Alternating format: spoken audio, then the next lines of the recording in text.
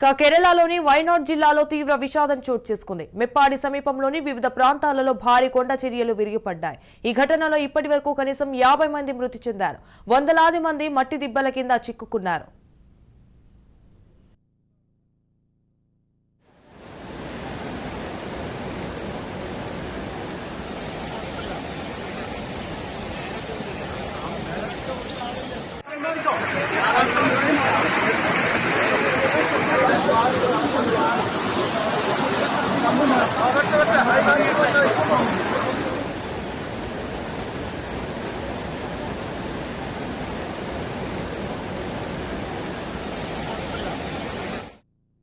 కేరళ రాష్ట్ర విపత్తు నిర్వహణ దళం, అగ్నిమాపక బృందం, జాతీయ విపత్తు స్పందన దళాలు ఘటన స్థలానికి చేరుకున్నాయి. సమీపంలోని ప్రాంతాల నుంచి అదనపు బృందాలు సైతం వైనాడ్కు చేరుకుంటున్నట్లు అధికారులు తెలిపారు.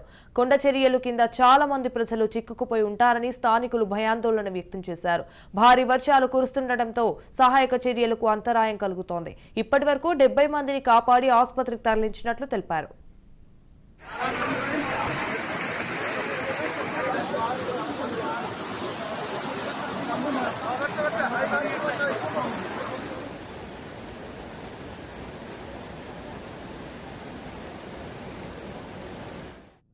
ముండకైలో అర్ధరాత్రి 1 గంటకు, ఆ తర్వాత తెల్లవారుజామున 4 గంటలకు 2 సార్లు కొండ చర్యలు విరిగిపడినట్లు స్థానికులు వెల్లడించారు.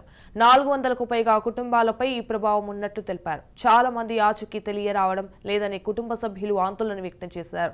వారి కోసం గాలింపు చర్యలను ముమ్మరం చేశారు. విపత్తుపై ఇంకా ఖచ్చితమైన అంచనాకు రాలేదని అధికారులు వెల్లడించారు. రెస్క్యూ ఆపరేషన్ కొనసాగుతోందని రెవెన్యూ మంత్రి కె రాజన్ చెప్పారు. సహాయక చర్యల కోసం హెలికాప్టర్ను వినియోగిస్తున్నారు. 16 మందికి మెప్పాడిలోని ఓ ప్రైవేట్ ఆసుపత్రిలో చికిత్స అందిస్తున్నారు.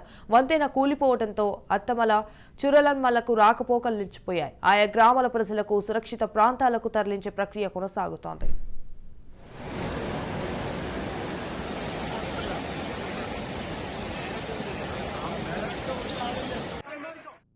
ప్రకృతి ప్రకోపానికి గురైన వైనాడ్ నుంచి విషాదకర కథనాలు బయటకొస్తున్నాయి. అక్కడ కొండ చర్యలు, బురద దాటికి పదుల సంఖ్యలో ప్రజలు శిథిలాల్లో చిక్కుపోయారు.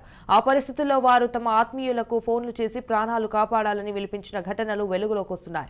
ఇలాంటి ఫోన్ సంభాషణలను స్థానిక టీవీలు ప్రసారం చేస్తున్నాయి. ఓ సంభాషణలో చర్యలలో ప్రాంతంలోని ఓ మహిళ తమ వారికి ఫోన్ చేసి ఇల్లు మొత్తం శిథిలాల్లో చిక్కుకుపోయింది, అక్కడి నుంచి బయటకు లాగి ప్రాణాలు కాపాడాలని కోరుతున్నట్లు ఉంది. ఇల్లు మొత్తం పోయింది, మా వాళ్ళు ఎక్కడ ఉన్నారో అర్థం కావడం లేదు, ఎవరో ఒకరు వచ్చి సాయం చేయండి అని బిగ్గరగా రోధిస్తూ అవతలి వారిని కోరింది.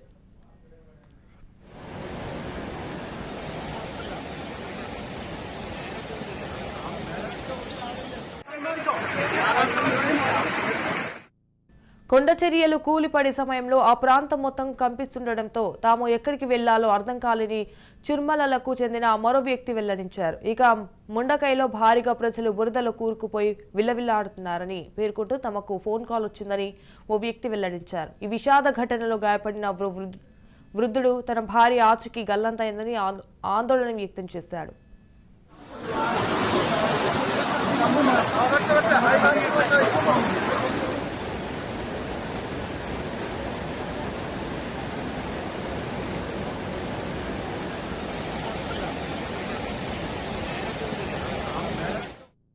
ఇక ఈ ప్రమాదంపై ముఖ్యమంత్రి పినరయి విజయన్ స్పందించారు. సంబంధిత ప్రభుత్వ సంస్థలు, ఇతరాతర యంత్రాంగం అంతా సహాయక చర్యలో నిమగ్నమైనట్లు వెల్లడించారు. వైనాడ్ జిల్లా అధికారులు తెలిపిన వివరాల ప్రకారం తొందర్నాడ్ గ్రామంలో నివసిస్తున్న నేపాలీ కుటుంబానికి చెందిన ఒక చిన్నారి ఈ ప్రమాదంలో మరణించింది.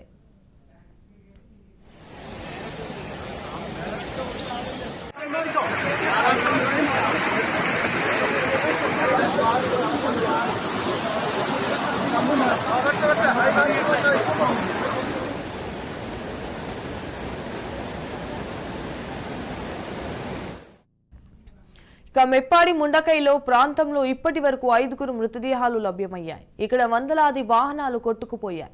చిర్మల్ల పట్టణంలో కొంత భాగం తుడిచి పెట్టుకుపోయినట్లు సమాచారం. అనేక ఇళ్లు ధ్వంసమయ్యాయి. వెల్లర్మల పాఠశాల పూర్తిగా నీట మునిగింది. మెప్పాడి ముండకై ప్రాంతంలో ఇంత పెద్ద విపత్తును వైనాడ్ ఎన్నడూ చూడలేదని స్థానికులు తెలిపారు.